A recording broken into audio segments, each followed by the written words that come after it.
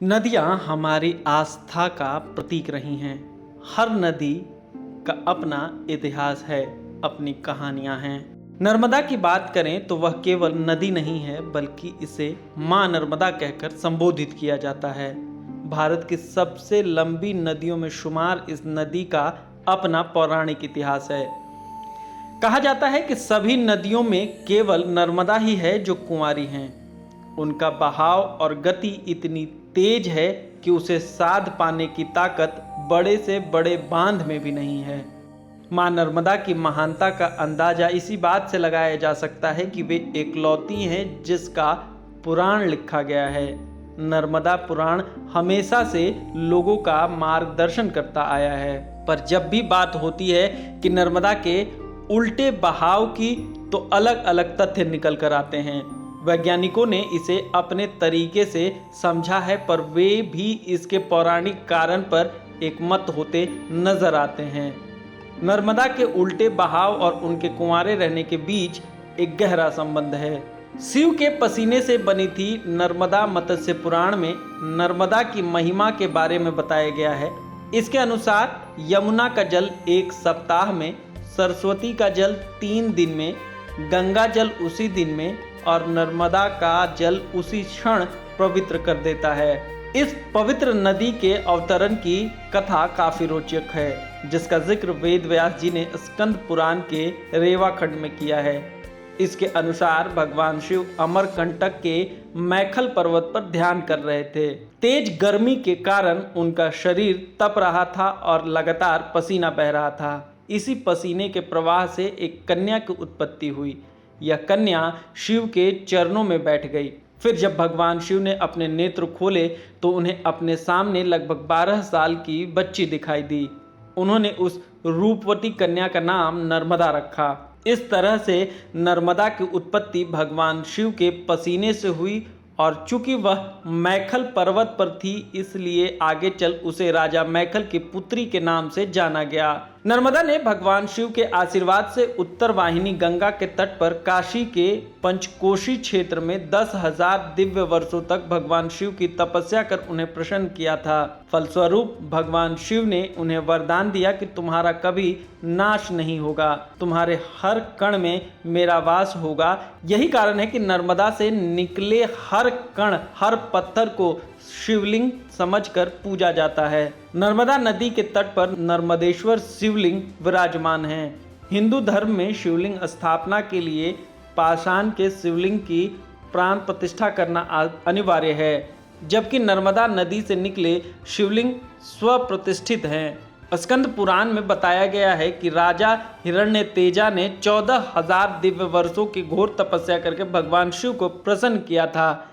साथ ही वरदान स्वरूप उसने नर्मदा जी के पृथ्वी तल पर आने का आग्रह किया था। शिव जी के आदेश से नर्मदा जी मगरमच्छ के आसन पर विराज कर धरती पर अवतरित हुई थी। पुराणों में बताया गया है कि केवल नर्मदा नदी ही है जो कुंवारी हैं। इसके पीछे एक पौराणिक कथा है, जिसके अनुसार मैखल राजा के पुत्री नर्मदा गुणवती और रूपवती थीं।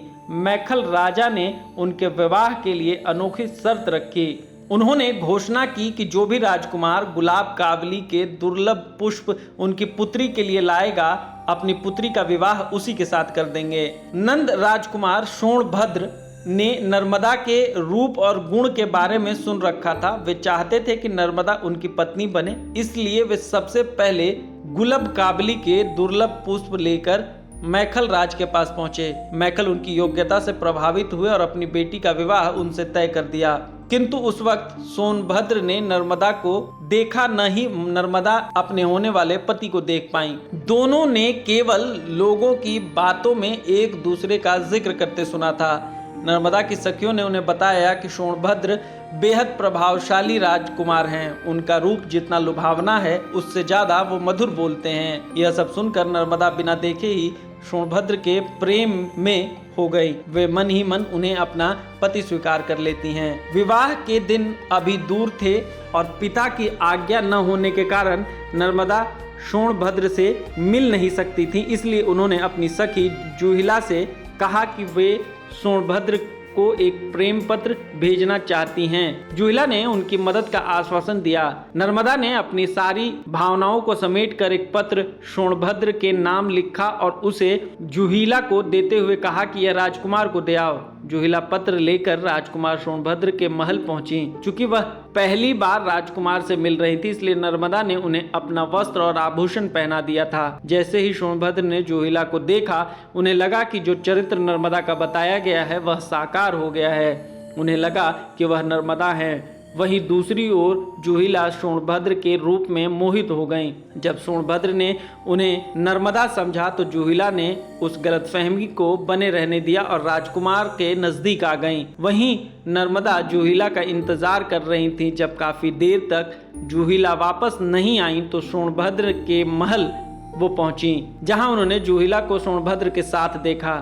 नर्मदा यह देखकर बर्दाश्त नहीं कर सकी। सोनभद्र नर्मदा को देखकर आश्चर्य से भर गईं और उन्हें अपनी गलती का एहसास हुआ। नर्मदा गुस्से में थीं और उसके असर से धरती पर उनका बहाव तेज हो गया। सोनभद्र ने खुद को नर्मदा के सामने झुका दिया, पर वे उन्हें देखे बिना वहां से उल्टे पांव लौट गईं। उसी क्षण धरती पर नर्मदा का बहाव उल्टा हो गया। सोनभद्र नर्मदा के पीछे भागे और उन्हें रोकने का प्रयास किया, पर वे वापस नहीं आईं। नर्मदा सोनभद्र के छल से इतनी दुखी थी कि उन्होंने आजीवन विवाह न करने का प्रण लिया। जो नर्मदा कल तक बंगाल सागर की यात्रा करती थी, उन्हें अब अरब सागर में समा जाने का निर्णय लिया। आपको हमारी वीडियो कैसी लगी आप कमेंट सेक्शन में जाकर हमें कमेंट करें। साथ साथ वीडियो को ज़्यादा से ज़्यादा शेयर करें। बने रहें महाखबर के साथ। धन्यवाद।